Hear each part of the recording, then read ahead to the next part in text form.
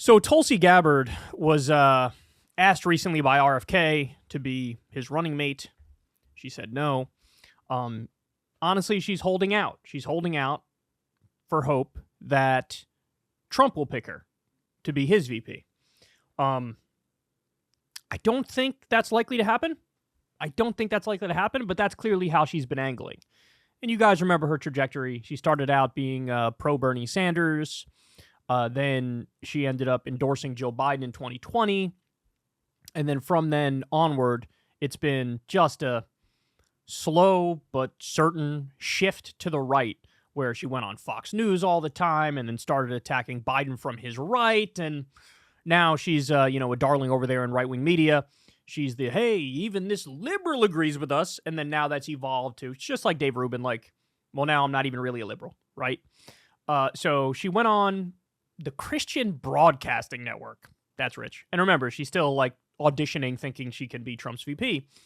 And this is where her whole notion of, I'm anti-war and that's my whole shtick. This is where that blows up and goes to die. Let's watch. You have said you're not an isolationist or an interventionist, you're a realist, is what you've said. Explain that a little bit more in the context of what we've seen over the last 25 years. I mean, the forever war in Afghanistan, weapons of mass destruction, that kind of was like, wait a minute, hold on here for a second. That wasn't necessarily true at all. And nation building, all of that. Help us through your position on that, because there's a personal aspect to it, as you write in the book, about your brothers and sisters in your brigade who never made it home, and that's a memory that never leaves you. Talk about how that has literally changed your life, that time in Iraq, serving there. It's what motivated me to run for Congress and to run for president, to honor those who never made that trip home. And it came from a recognition of personal experience of how too many of our politicians on both sides of the aisle so easily immediately resort to war, whether it's economic warfare or kinetic warfare, when posed with a foreign policy challenge, without thinking through what is the cost going to be? What is our objective? Does this actually serve the best interest of our country, of our national security, of our economy, the well-being of the American people? Their emotional knee-jerk reaction is like, well, we've just got to go drop some bombs, or we've got to go punish this bad guy, or we've got to go and topple this dictator of this country. So short-sighted, and as we've seen over the last 20 plus years, so often over and over end up putting us in a position where it has undermined our own national security interests and come at the cost of countless lives and American taxpayer dollars. We must exhaust all diplomatic means and measures to deal with these challenges that we face, and they are unique, and there are many on the foreign policy front, recognizing war must be the last resort, and that these decisions must always be made within the context of what is in the best interest of the American people in our country. Okay, so right there she's trying to establish anti-war, anti-war, anti-war, anti-war, anti-war. Okay. All right, let's see where this goes. Is there a difference between funding Israel and funding Ukraine? Like, how do you see that exactly? I'm just curious about that. Yes, there's a very because clear radical difference. Islamic extremism is what Israel is on the front lines of every day. There is a very real difference, and there will always be with every unique challenge that we face and that unique decision that must be made. Using those two examples, are we better off increasing and escalating tensions and waging this proxy war against Russia, of which Ukraine has never had any shot at winning? Increasing the likelihood of nuclear war. That is counter to and undermining our own national security. What to speak of the fact that we've spent hundreds of billions of taxpayer dollars now for what purpose? For what purpose? Putin was wrong to invade Ukraine. There's no question about it. There's a lot of historical context that went into that, but the bottom line is we should have had a president who would have gone in very early and negotiated a peaceful end to that war as quickly as possible. Save lives, save American taxpayer dollars. When you look at what's happening in the war between Israel and Hamas, and it is a war between Israel and Hamas, a radical Islamist terrorist group. This is just the latest front of this war that's been waged for a very long time between these radical Islamist terrorist groups that have been waging it militarily and ideologically. This is in our best interest, as well as all freedom-loving countries and civilization, to take on what is the greatest short and long-term threat to freedom. Mm-hmm. And yet, Joe Biden just recently pausing weapon shipments to Israel. How do you see that? I mean, no, he didn't. He froze like 2 of like 100 different kinds of weapons, and of course they went back on that immediately. But folks that say he's on the side of Hamas at this point. He is acting out of fear, which is why he has failed, like previous administrations before him, to wage this counter-ideological warfare against this Islamist ideology whose goal is to establish Islamic rule over the entire world. Hamas's goal is to establish Islamic rule all over the world. Even you don't believe that, Tulsi. That's ISIS, that's Al-Qaeda, and they, of course, don't have the capability to do it, but putting that aside, at least that's conceptually, that's where they are. That's not Hamas' goal. Hamas wants a Palestinian state. Now, granted, they want it to be ruled by Islamic law. I absolutely disagree with that part of it, but they want a Palestinian state. That's not the same thing as global caliphate ambitions. It's happening in our college campuses, even knowing that this is Hamas, Al-Qaeda, ISIS, this is their objective. He refuses to... See, she tries to link those together. Does she even know that Hamas fought ISIS? Does she know that? Does she know that Israel was aligned with ISIS? Does she know that? Out for what it is, because he's afraid of being called an Islamophobe, and it's the same reason why he is not taking seriously the need to defeat Hamas and creating a policy that really, frankly, doesn't make any sense. So her criticism of Biden is that he's not with Israel enough, and he's de facto helping Hamas, and he's not standing up enough to the evil and the danger that is Hamas, and she supports Israel and their war against Hamas. It is a war against Hamas. Why does she have to stress that point? It's a war against Hamas. That's what it is. Why does she stress that point? Why do you think? She stresses it because Israel has killed 92% innocent civilians, including 16,000 children and over 10,000 women. 92% innocent civilians.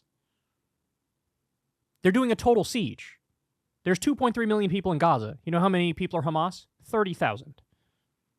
But they're starving over 2 million people. It's a war against Hamas. That's what it is. It's a war against Hamas. Who are you trying to convince? Why do you say it like you're trying to convince somebody? Who are you trying to convince? You're trying to override the objective reality, which everybody can see. Every day, there's a new video of some toddler getting pulled out from underneath the rubble.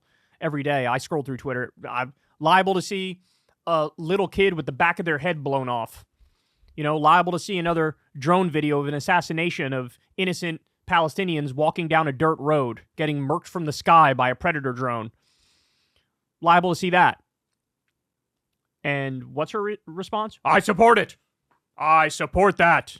So what's she doing? It's the Weasley dumbass RFK line, right? The RFK line is, I'm the anti-war candidate. I'm totally against war. War's really bad. I'm going to talk about Ukraine. We stop funding Ukraine. But Israel, keep funding them. Keep arming them. Keep letting them do a genocide. Keep letting them do an ethnic cleansing. Don't pay attention to those 47 comments of the top Israeli officials who are saying they want to do a genocide and there are no innocent civilians in Gaza. Don't look at that at all. I'm pro-Israel. I'm pro-Israel. The Palestinians are the most pampered people on earth.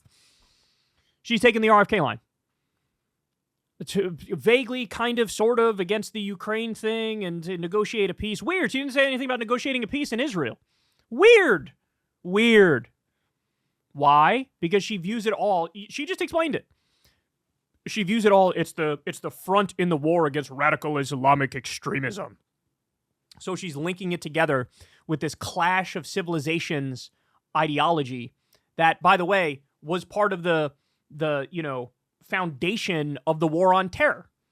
Oh, we're against Al-Qaeda. We're against these great devils. We're against the unenlightened. They're the forces of darkness. We're the forces of light, as Netanyahu says. And we have to take them a primitive, barbaric, savage ideology.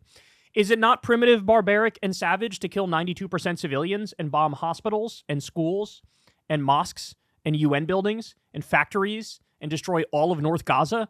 Destroy all the civilian infrastructure? Is that not savage and barbaric? To her, no. It's not, because Israel's on the right side, right? All that anti-war bullshit out the window immediately. By the way, this shouldn't surprise you. And this shouldn't surprise you because one of the big things that Tulsi claims she was all about is ending the war in Afghanistan. We got to stop this stupid war in Afghanistan. It's so dumb. Pull out. Withdraw. Then Biden did that. And where was she? Fucking crickets. Crickets. She says, I was away at some military thing. And okay, but when you got back, were you there defending Biden when he was getting shit from Republicans and Democrats and the media because he withdrew and everybody and their mother was prodding him to get back into the war? Or did you say, he did the right thing and I'm going to stand with him on this? No, you were fucking nowhere to be found. You were nowhere to be found. This is why. Where's the wind going? Okay, that way? I'm going to go that way. Anti-war my ass cheeks. You cannot support Israel and be anti-war. It is without a doubt, the most full of bloodlust nation I've ever seen.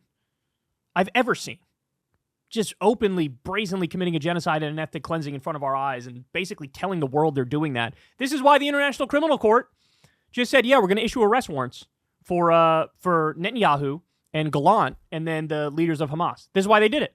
Like, hey, you guys are purposely killing civilians. We're not idiots. We see it. We have the evidence. It's as high as Mount Everest. This is what's going on here. To her, nope, that's wrong. I'm anti-war, even though I support wiping out an entire group of people. So anyway, there you go. By the way, this is also the Trump line, right? The Trump, oh yeah, I'll make peace in Ukraine. And also, Biden's weak on Israel. He needs to send them more money and more weapons. We need to wipe out more Palestinians. This is the Trump line. This is the furthest thing from anti-war, and that's obvious. Hey, y'all, do me a favor and like and subscribe. It helps out big time in the algorithm. Click the bell as well for notifications when videos drop, and watch that video on screen right now. You know you want to.